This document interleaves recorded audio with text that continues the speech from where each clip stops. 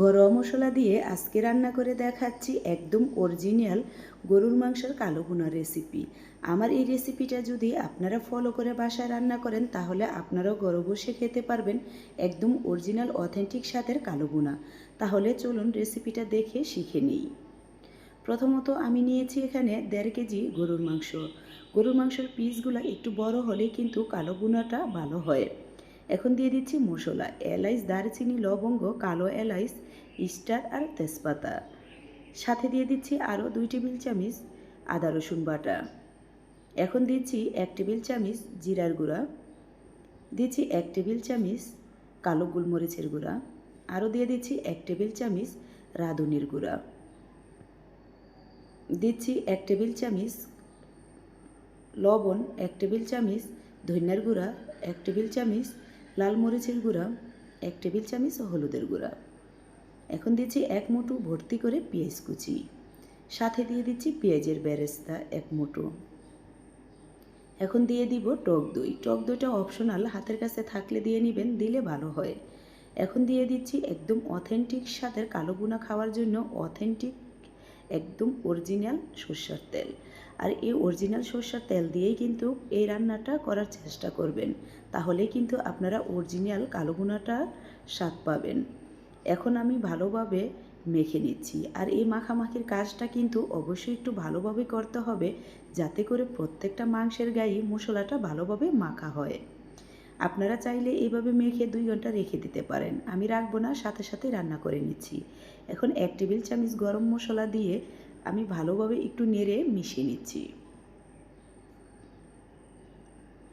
এখন চুলায় আগুন দিয়ে ঢাকনা দিয়ে ঢেকে বেশ কিছুটা সময় রান্না করে নিব। তো অনেকটা সময় রান্না করে নেওয়ার পর ঢাকনাটা উঠিয়ে নিচ্ছি।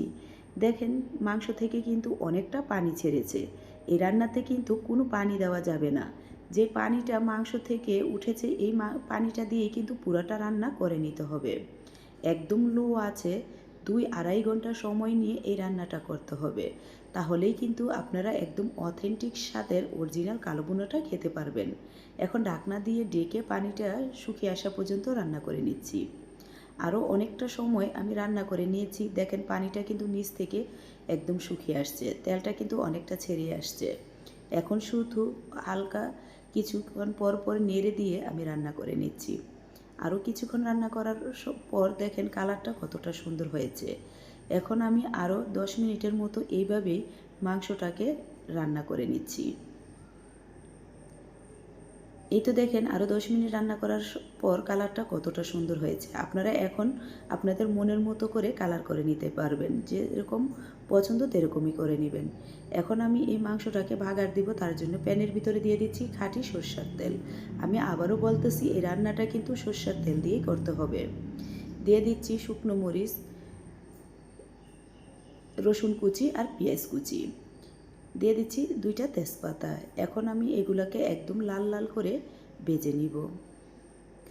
যখন এই পেঁয়াজ রসুনটা একদম লাল লাল করে একরকম পেঁয়াজের বেরেস্তার মতো হয়ে আসবে, তখনই আমি এগুলা মাংসের ভিতরে ঢেলে দিব। এই ভাগারটা কিন্তু অবশ্যই দিবেন, এই ভাগারের কারণেও কিন্তু এই কালো ভুনার স্বাদ আরও দ্বিগুণ বেড়ে যায়। এখন ভালোভাবে নেড়ে মিশিয়ে নিচ্ছি।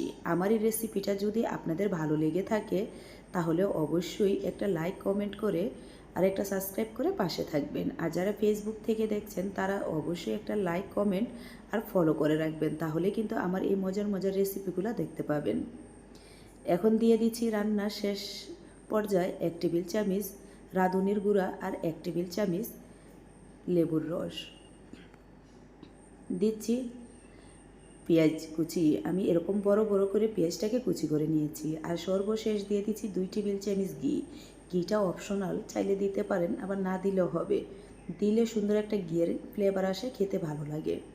এখন শুধু এইভাবে আলতো হাতে নেড়ে মিশিয়ে নিলেই কিন্তু আমাদের অরিজিনাল একদম খাঁটি গরুর মাংসের কালো ভুনা রেডি, খাওয়ার জন্য প্রস্তুত হয়ে গেছে। এখন শুধু আপনারা চুলা থেকে নামিয়ে খেতে পারবেন। আশা করি রেসিপিটা আপনাদের অনেক অনেক ভালো লাগবে, আর এইবার ঈদে অবশ্যই রান্না করে খাবেন। আর কীরকম হয়েছে আমাকে কমেন্টে জানাতে ভুলবেন না। আশা করি আপনাদের অনেক ভালো লাগবে। আজ এখানেই বিদায় নিচ্ছি। আবারও দেখা হবে এরকম মজার মজার অন্য কোনো রেসিপিতে।